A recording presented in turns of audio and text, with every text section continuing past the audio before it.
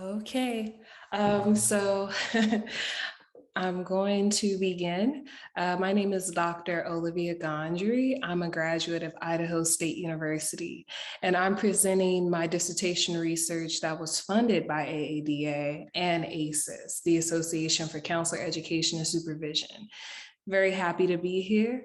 The title of my presentation is Shaking Up the Room, the process of professional identity development of Black doctoral students in counselor education. And I was very intentional about my PowerPoint slides in this case. You'll see homage to my African identity, one of my ethnic identities throughout. And then you'll also see intentional placement of certain pictures and things of that nature. And I'll explain as we go through. So my research question is, what is the process of professional identity development of Black doctoral students in counselor education? In this picture, as you can see, this is what we can potentially expect counselor education programs to look like, because according to KCREP statistics, 2018, 25% of students are actually Black or African American. So this picture is a potential parallel to what we'll expect to see in counselor education programs during this day and age. I'm the researcher. Again, my name is Dr. Olivia Gondry. This is actually a picture from graduation of me with my father. I'm named after my father, actually. His name is Oliver. My relation to this study is based in curiosity. I knew that when I arrived in my counselor education program that I had a lot of professional experience, a lot of personal experience that had allowed me to even venture into the space. So I continued to wonder about the experiences of others, especially the experiences of my Black peers. And my Black peers in my program and outside of my program, because I had ventured from Washington, D.C. Area to Idaho. And this was something that was super impactful as far as cultural changes and climate changes. And I just wondered what was happening for everyone else. So my presentation has actually literature grounded in an earlier study by Dollarhide, Gibson, and Moss, 2013. They actually formalized a model that spoke towards the professional identity development of counselor education students. It shows through a tripart that as doctoral students enter into their programs, they begin as counselors or clinicians. They then assume this identity of a PhD student, and then they move into their identity as a new counselor educator. And this is all based on this continuum of time. With time, when doctoral students are entering their programs, they're really doing a lot of learning based on external validation, and they're getting this external validation from their peers, from professors, supervisors, counselors. And then with experience in those 5 doctoral students from KCREP 2015. So that's going to be the teaching, the supervising, the research. And for me, I like to break it down as far as saying that, you know, according to the KCREP doctoral standards, it is counseling, teaching, supervising, research, and scholarship, and then leadership and advocacy. So with these experiences, then according to Dollarhide, Gibson, and Moss, they're able to actually have self-validation to internalize a sense of responsibility as a counselor educator. And then alongside the left side of the tripod is this perspective of integrating multiple identities, evolving legitimacy, and then acceptance of responsibility. So this was a big piece of the literature that this study is based off of. And I'll talk about the differences in the future of my presentation today. So with this study, I'll say this study, McDougall III et al. Was actually something that examined the experiences of Black students in higher education. And this quote alone stands out to be somewhat of the crux of this study. So it says, additionally, considering the fact that Black students face unique challenges on such campuses, failure to conduct research on Black student experiences on these campuses may allow Black students to be systematically undersupported and disengaged behind a veil of diversity. So this quote is simply saying, of course, we want diversity, but how can we actually support Black students once we bring them into the fold and put forth this picture of diversity? Can we actually seek to promote inclusion?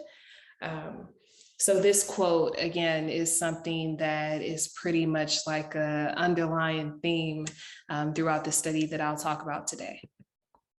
So the research purpose is to further provide support for culturally sensitive conceptualization of counselor educators while aiding in retention efforts and program completion of Black doctoral students in counselor education. I include a clip of Pop Smoke because he has this song called Shake the Room. And in the video, it was super apparent for me that there was again a parallel. Pop Smoke is at this restaurant in Paris. People are looking at him as if he does not belong. Eventually, he is able to turn the restaurant into a party where everyone's having a good time. So understanding that a lot of times we may expect Black doctoral students to enter these programs and assimilate, when we could actually afford to allow Black doctoral students to include their culture into our department dynamics as well. And when I'm talking about providing support for culturally sensitive conceptualization, this is to parallel our process as counselors. As counselors, we put forth a conceptualization process where we say, hey, I have this information about this client, and I'd like to potentially collaborate with the client to do this, this, and that for this client's goals. So for me, I'm recognizing that there's a need for counselor educators to be able to conceptualize bringing in Black doctoral students and making sure that they're fully and amply supported in counselor education programs. All right, so my study utilized a constructivist grounded theory framework. I didn't choose social constructivist grounded theory because that includes the researcher as a voice within the study. And for me, I was able to put forth this thought that, that could potentially skew the analysis of the data. So I moved forward and use Sharma's. Sharma's actually talks about being intentional and respectful of participants and making sure that the participants are the priority, their viewpoints are the priority in your study. And for me, that actually aligned with my counselor educator transformational research paradigm, which is by Mertens 2009. Where we're saying that, again, the participants are the know-all of their circumstance. There isn't necessarily a need for me to interpret anything, and that's thinking about IPA. But in this case, we're saying that participants get to be the focal. They get to tell me how things are. And I'm eager to make sure that I'm translating what they're saying into the data as much as possible. So my study participants' demographics were as shown: 5 Black doctoral students in counselor education programs from CACREP accredited programs at predominantly white institutions. Their programs were located in all areas or all regions of ACES, which included Western, Rocky Mountains, Southern, North Atlantic, and North Central. And in this case, there were 3 Black doctoral students who were in programs, and then 2 that had actually graduated from their programs. So I actually had a longitudinal effect. And that was something that for me, I wanted to be in alignment with emphasizing validity and emphasizing saturation and maximum variation as well. So my demographic focus is actually Black more so than African American, because Black is not a monolith. We say this a lot, you hear this a lot, but this is to speak towards this aspect of recognizing that there are Black individuals on every continent. And a Black person can be Jamaican, a Black person can be Brazilian, but we come together in this Blackness.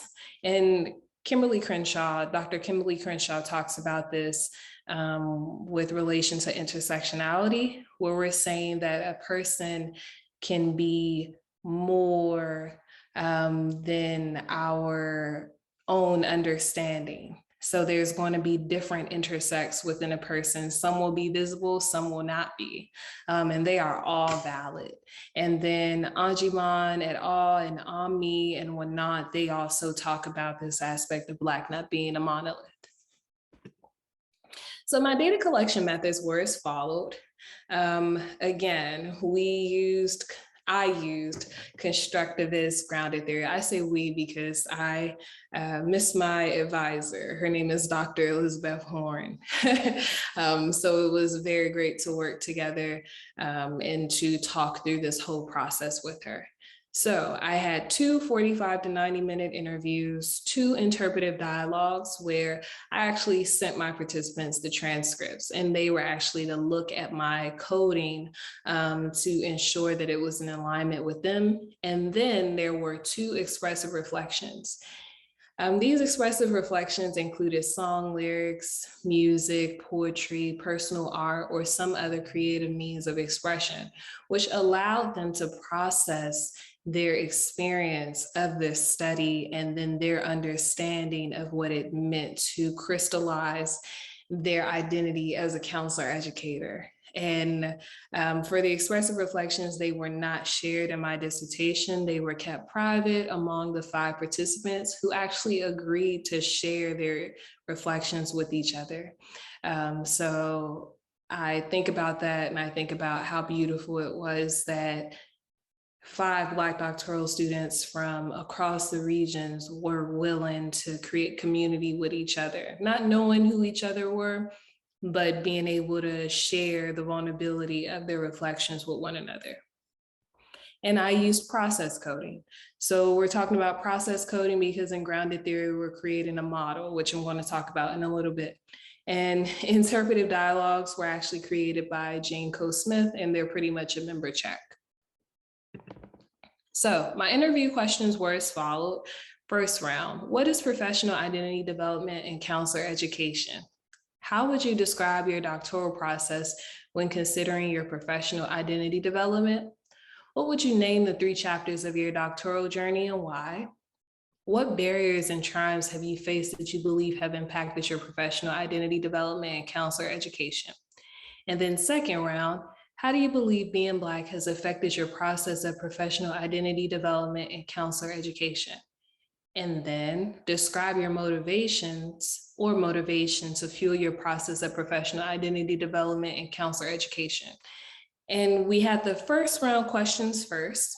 And then after all the coding, all the process coding, the interpretive dialogues, and then the expressive reflection, then I was able to look at the data and say, well, what's missing? What haven't I answered as far as the research question is concerned? And then that's how I was able to come up with this aspect of really leaning into what it meant to be Black and become a counselor educator.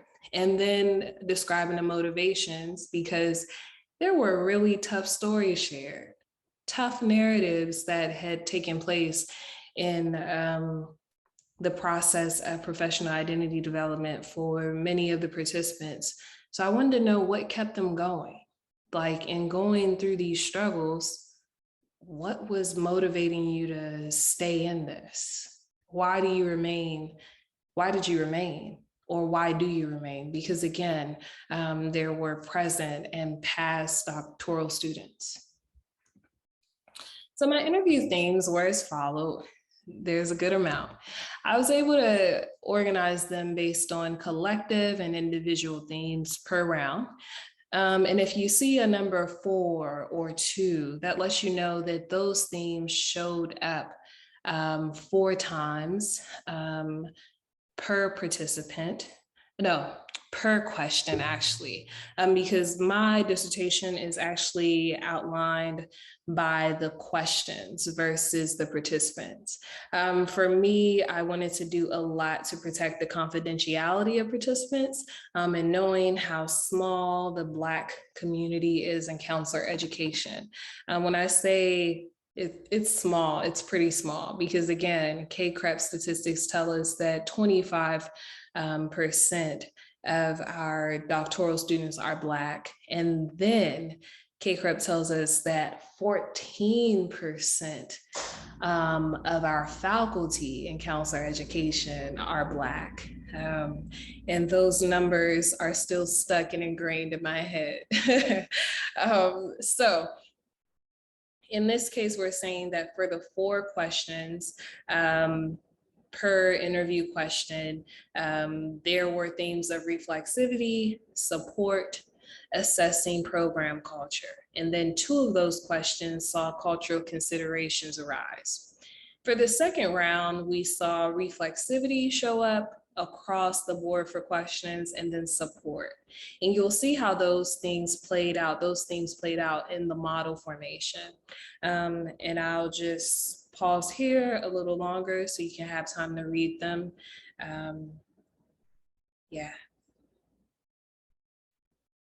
So one of the themes, as we saw individually, was pressured decision-making. And this included one Black doctoral student adhering to their program's request due to fear of threatening their doctoral opportunity. It reads, so the application was like, I'm willing to, like, I want to know, I want it all, like, what can I get? So when I talked to them upon entry, they told me that this was what they were offering me, that this was like, they can't offer me the program financial support. They have this other financial support, which is still a good opportunity, and blah, blah, blah. And then here, it goes again, little old me, like, I'm just so grateful to be here. Like, I'll take it. I never negotiated for myself. So again, just recognizing that in this case, this Black doctoral student was somewhat conscious of not wanting to speak against what was being offered due to not wanting to lose the opportunity. And then again, I recognize that there are some times where people will say that you may want to take out the the was, and those things. But for me, I recognize that not everyone linguistically speaks the same. And for me, this is representation. So it was a conscious choice to keep the full disclosure of everything in the transcript in this as well. So the emergent grounded theory, here's the model. As you can see, the model is cyclical. It emphasizes a nonlinear process without a goal of expert, but centered on moving through potentially 3 stages to gather understanding towards the fit of Black doctoral students in specific KCREP areas. And remember, that's going to be that teaching, counseling, supervising, research and scholarship, and then leadership and advocacy. And then depending on the narrative, Black doctoral students in this case did not need to move through every stage. So some potentially went into the doctoral program of their prior master's program, or some were living in the same town as the program or having mentorship prior to enrolling. The potential is high for that. So if a Black doctoral student has done any of those things or something else, they may not need to do the first step, which I'm about to talk about in a little. I want to first, though, focus on this continuum versus time. When we consider the Dollar High, Gibson, and Moss study, this continuum was actually in awareness and reflexivity. So there was this constant growth in awareness and reflexivity of Black doctoral students who were continuing to have thoughts, feelings, and behaviors while interacting and navigating their programs. And remember, reflexivity was a theme that showed up in both rounds for every interview question. So this was something that continued throughout the trajectory and continues. And in some cases, this is something that was done collectively. So there were cases where Black doctoral students actually had community to share their experience with in their programs, Black community. So that's why I mentioned that specifically. So then the motivation prior and during. Again, you heard me say that this was the question that needed that extra saturation to make the data wealthy. So in this case, the motivation prior included inspiration fueled by mentorship, racial representation, and career advancement. So that was prior. And then during, Black doctoral students said that their families, their collective ties, the recognition and the understanding that they were making representational impact in their communities, along with family. And then another circumstance included a Black doctoral student recalling misogynoir that was impacting their past colleagues. And I'll talk about misogynoir in a bit. So now we're going to move into 3 stages. We have a wheat field, moving, and this is where I tell myself to breathe.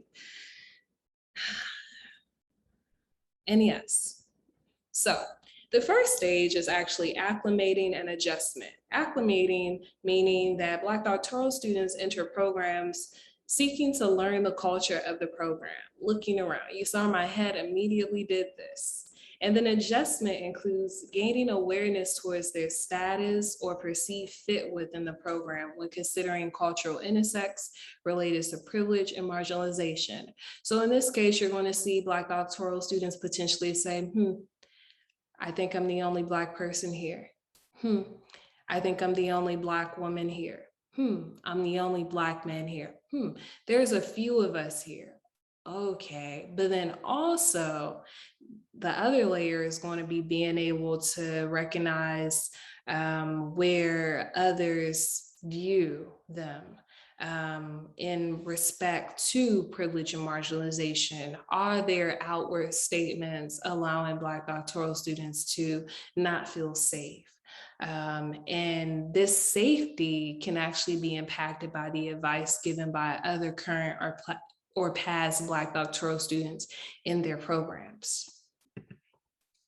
The second stage is going to be ascertaining and assessment. Ascertaining is going to be seeking support. So remember, support was the theme that arose in the study, and it showed to be the second theme that occurred in both rounds as well, all 6 questions. So support includes receiving advising, guidance, and direction in the program, along with advice or collective processing from other Black program peers. And then assessment is going to be that gained awareness towards areas of support for future usage, especially in times of need.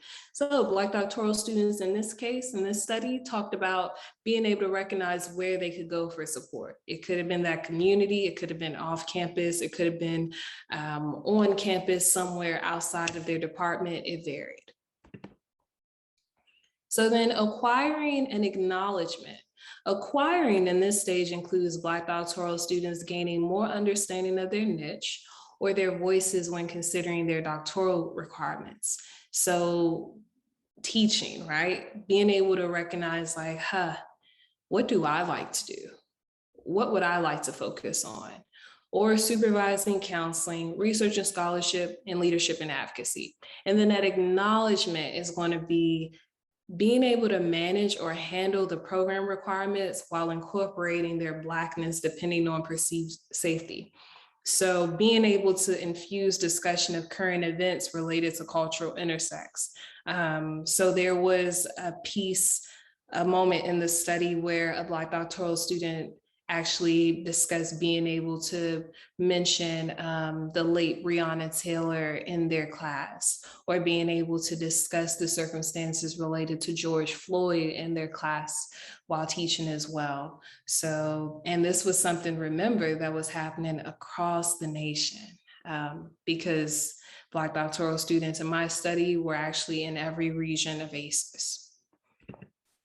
So then the potential stressors and barriers include misogynoir, which is the gender and racial oppression impacting Black women, as well as socioeconomic concerns. So those finances hindering Black doctoral students during their programs.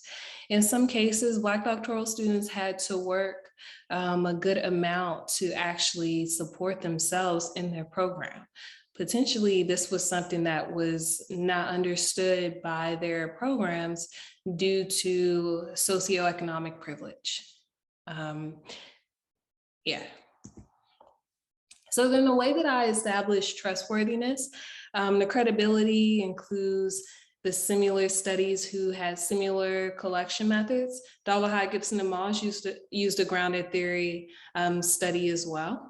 And then the dependability is the ability of the study's results to occur in other studies over time.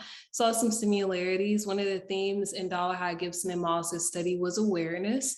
And that was something that did not appear to be a full grounding per se, a full circumstance that would take a continuum as it did in my study, but it was similar, you know? And then the confirmability, the objectivity of results when considering the bias and assumptions of the researcher.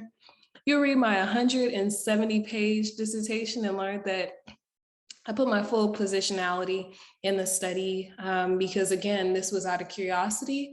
I went into this situation knowing that things would be different.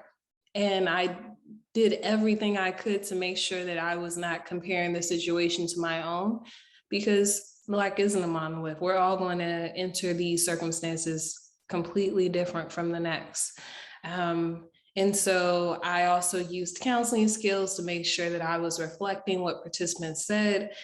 I also did my own check-ins with my advisor to ensure that I was seeing every bias that I could, and really leaned into considering what my lens was before even starting to interview participants. So then the transferability is the ability to be applied to other areas. Super excited for this model because it's something that's transitional as far as fields are concerned. So for me, I'm very excited to actually put the model into other fields. And that's something that I'll be definitely working on, and using the model to actually create things that will support not just counselor education, but other fields as well. And then authenticity, the importance of diversity and methods used to emphasize variation. So you heard me saying that I have 5 Black doctoral students who are from the 5 regions of ACES, that Western, Rocky Mountain, Southern, North Atlantic, and North Central region. And this was something alone that showed that I was looking to maximize variation, as well as having participants that identify as Black, African American, African, and Afro-Latina. So this was another aspect to emphasize that intersectionality and to emphasize, again, that Black is not a monolith. I probably said that about 10 times during this presentation, but it's definitely something that I hoped would bridge and further more understanding of that, because the reality is that there are going to be more Black doctoral students enrolling in counselor education programs, and there needs to be a bit more wiggle room in our understanding of how a Black person should operate when we have these students enter our programs. Just want to say thank you. This concludes everything. This is actually a condensed version of my dissertation, but the dissertation is available online through the Idaho State University dissertation database. And if you ever have any questions, feel free to reach out to me. I can be found in various ways. I keep my Twitter open. It's a personal and professional blend as well. And I'm always excited to talk about research, anything nerdy, because I really love being in our field. Thank you very much. There are my references, and that will conclude today.